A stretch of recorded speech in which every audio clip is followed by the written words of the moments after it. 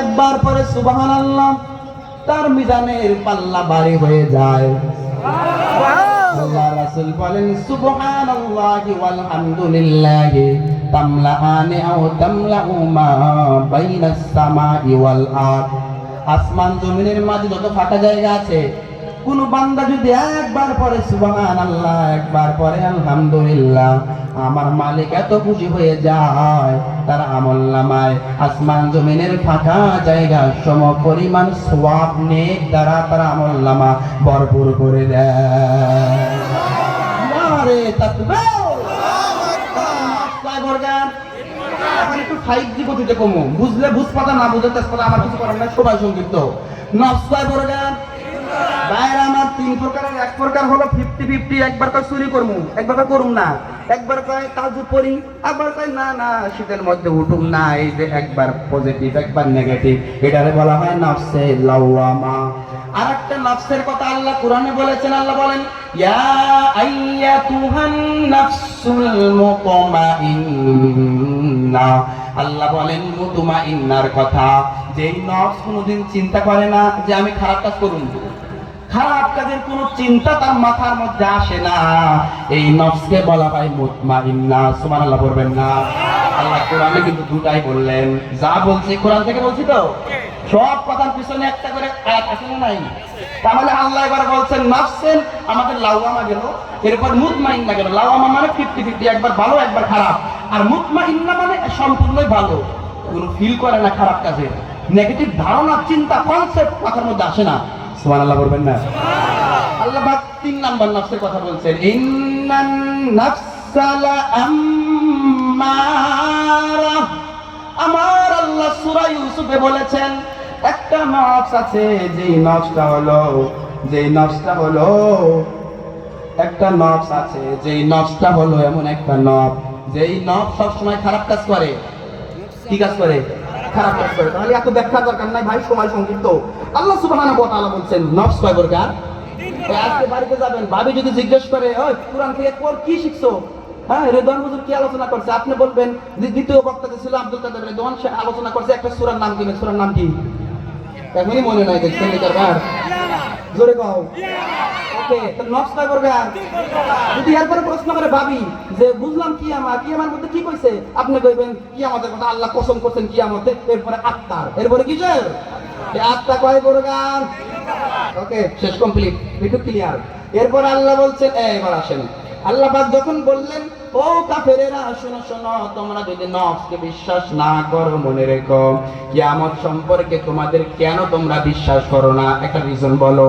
কাফেররা নবীকে বলতে লাগলো আমরা কিয়ামতকে বিশ্বাস করি না, কারণ হলো মানুষকে যখন কবরে রাখা হবে, এই মানুষটা হাড্ডি মাংস সবগুলা গলে সারগার হয়ে যাবে, কিচ্ছু থাকবে না। এই মানুষদের কি অবস্থা হবে? এরা যখন কবর থেকে উঠবে কেমনে সম্ভব? How is possible? আমরা এটা বিশ্বাস করি না।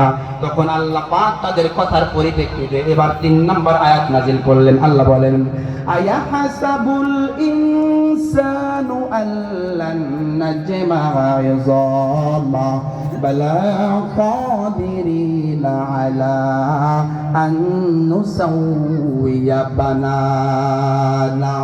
রব্বুল আলামিন বলে ও কাফেরের দল, মনে রেখো তোমরা যেই কনসেপ্ট তোমাদের মাথার মধ্যে তোমরা মনে করতে পারো নফস, এমন একটা নফস দিয়ে চিন্তা করতে পারো কিয়ামত বুঝা আসে না। আল্লাহ বলছেন আয়াহাসাবুল ইনসানু আল্লান নাজমা ইযামা। ও কাফেরেরা যারা কিয়ামতকে বিশ্বাস করো না, তোমরা কি মনে করো নাকি এই যে তোমাদের হাত আছে, তোমাদের পা আছে, তোমাদের হাড্ডি আছে, এগুলো আমি কবর থেকে আবার উঠাতে পারবো না? যদি এই ধারণা তোমাদের থাকে, ইউর কনসেপ্ট ইজ রং, তোমরা ভুল করতেছো। মনে রেখো আমি আল্লাহ রাব্বুল আলামিন তোমাদেরকে বলছি আয়াহসাবুল ইনসানু আল্লান নাজমা ইজামা। তোমরা তাকায় দেখো তোমাদের আঙ্গুলি যা আছে, এই যে আঙ্গুলির তোমাদের এই ডোরা কাটা দাগগুলো আছে, ফিঙ্গার প্রিন্ট গুলো আছে, এই ফিঙ্গার প্রিন্ট আমি আল্লাহ রাব্বুল আলামিন যেদিন কিয়ামতের ময়দানে তোমাদেরকে উঠাবো, আবার উত্তোলন করব, আমি আল্লাহ রাব্বুল আলামিন তোমাদেরকে শুধু হাতের জায়গায় হাত দেব না, পায়ের জায়গায় পা দেব না, চোখের জায়গায় শুধুমাত্র চক্ষু দেব না, বরং আমি রব আল্লাহ রাব্বুল আলামিন তোমার ফিঙ্গার প্রিন্টের দাগগুলাও কিয়ামতের ময়দানে আমি তোমার হাতে লাগায়া দিব।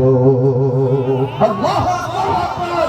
ভাই আমার শুধুমাত্র তাই নয়, ও রাজাবাড়ির মানুষেরা, আল্লাহ পাক বলে তোমাকে আমি কিয়ামতের ময়দানে উঠাবো, মনে রেখো সেদিন তুমি বুঝতে পারবা আমার কোনো ক্ষত হয় নাই, কোনো বিক্ষত হয় নাই। সুবহানাল্লাহ পড়বেন না? প্রশ্ন করতে পারেন হুজুর ফিঙ্গার প্রিন্ট কেমনে উঠাবো? আপনারা দেখবেন এই যে ফিঙ্গার প্রিন্ট আছে আপনার, আপনার সঙ্গে ওনার মিলবে না, ওনার সঙ্গে আমার মিলবে না, আমার সঙ্গে ওনাদের মিলবে না, আমার সঙ্গে ওনাদের মিলবে না, ওনাদের সাথে কারো মিলবে না, ঠিক কিনা বলেন? শুধু তাই নয়, ফিঙ্গার প্রিন্ট আপনারা যারা দলিলে স্বাক্ষর করতে পারেন না, এটা টিপসই দেন, ঠিক না? এই যে আপনাকে টিপস যে দেন, কারো লাগে কারো মিলে, কারো লাগে কারো মিলে না।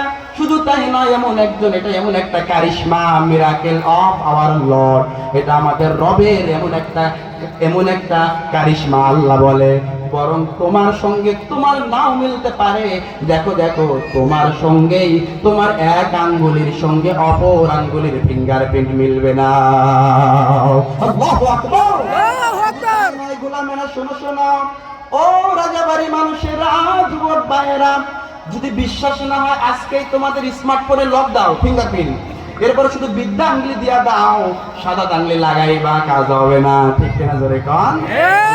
বলেন বালাম কাদিনা আলা আন নুসাউইয়া বানানা। তোমরা যদি ধারণা করো মরে গেলে সব শেষ, আল্লাহ বলেন নো, ইম্পসিবল, কখনো না, বরং আমি আল্লাহ রাব্বুল আলামিন তোমরা যেটাকে অসম্ভব মনে করো আমার কাছে সেটা কিছুই না। তোমরা মনে করতে পারো মরে পচে গেলে সব শেষ হয়ে যাবে, আল্লাহ বলেন তোমার এই আন্নুসাউইয়া বানানা, হাতের আঙ্গুলির উপরের অংশ আমি আল্লাহ সঠিকভাবে সেখানে স্থাপন করে দিব। আল্লাহু আকবার।